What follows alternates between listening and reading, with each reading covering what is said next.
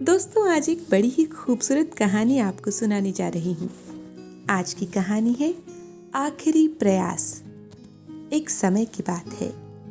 एक राज्य में एक बड़ा ही प्रतापी राजा राज करता था। एक दिन उसके दरबार में एक विदेशी मेहमान आया और उसने राजा को एक सुंदर पत्थर उपहार स्वरूप प्रदान किया। राजा पत्थर देखकर बहुत प्रसन्न हुआ। उसने उस पत्थर से भगवान विष्णु की प्रतिमा का निर्माण कर उसे राज्य के मंदिर में स्थापित करने का निर्णय लिया और प्रतिमा का निर्माण का कार्य राज्य के महामंत्री को सौंप दिया गया। अब महामंत्री गांव के सर्वश्रेष्ठ मूर्तिकार के पास गया और उसे वो पत्थर देते हुए बोला, महाराज, भगवान विष्णु की प्रतिमा मंदिर में स्थापित करवाना चाहते हैं और 7 दिन के भीतर इस पत्थर से तुम्हें ये प्रतिमा तैयार करनी है। इसके लिए तुम्हें 50 स्वर्ण मुद्राएं दी जाएंगी।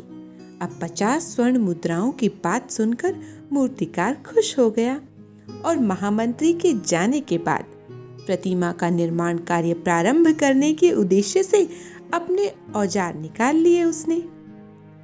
उसने अपने औजारों में से एक हथौड़ा लिया और पत्थर को तोड़ने के लिए उस हथौड़े से उस पत्थर पर वार करने लगा, किंतु पत्थर जस का तस रहा। मूर्तिकार ने हथौड़े के कई वार किए, लेकिन पत्थर नहीं टूटा। अब 50 बार प्रयास करने के उपरांत भी मूर्तिकार से वो पत्थर नहीं टूटा। उसने एक बार फिर से प्रयास करने के उद्देश्य से हथौड़ा उठाया, लेकिन ये सोचकर उसने अपना हाथ पीछे खींच लिया कि जब 50 बार वार करने से ही ये पत्थर नहीं टूटा तो अब 51वीं बार में क्या हो सकता है। और वो मूर्तिकार पत्थर लेकर वापस महामंत्री के पास चला गया और उसने यह कहकर उस पत्थर को वापस दे दिया कि इस पत्थर को तोड़ना नामुमकिन है, कोई भी इस पत्थर को नहीं तोड़ सकता। अब पत्थर नहीं टूटेगा तो प्रतिमा भी नहीं बनेगी और महामंत्री को राजा का आदेश हर स्थिति में पूर्ण करना था। अब उसने क्या किया? महामंत्री ने भगवान विष्णु की प्रतिमा का निर्माण करने के उद्देश्य से वो गांव के एक साधारण से मूर्तिकार के पास पहुंचा और उसे वो पत्थर सौंप दिया। अब पत्थर लेकर उस मूर्तिकार ने महामंत्री के सामने ही उस पत्थर पर बड़े ही जोर से हथौड़े से प्रहार किया और प्रहार करते ही वो पत्थर एक बार में ही टूट गया। अब पत्थर टूटने के बाद मूर्तिकार प्रतिमा बनाने में जुट गया। इधर महामंत्री सोचने लगा कि काश पहले वाले मूर्तिकार ने एक अंतिम प्रयास और किया होता तो वो सफल हो गया होता।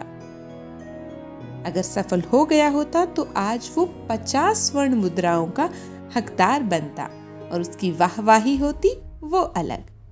तो मित्रों, हमें भी इससे सीख मिलती है कि हमारे जीवन में ऐसी परिस्थितियां आती ही रहती हैं कि किसी कार्य को पूर्व करने से पहले ही, यानी कि कार्य के करने से पहले ही कोई समस्या आ जाती है।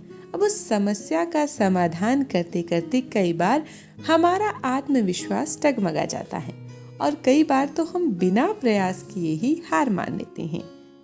कई बार हम 1-2 बार में असफल होने के बाद प्रयास करना छोड़ देते हैं और जबकि हो सकता है कि हम थोड़ा सा प्रयास और करें तो समस्या का समाधान हो जाए। तो जीवन में अगर सफलता प्राप्त करनी है तो बार बार असफल होने पर भी हमें प्रयास करना नहीं छोड़ना चाहिए। कब तक नहीं छोड़ना चाहिए? जब तक कि हमें सफलता नहीं मिल जाती।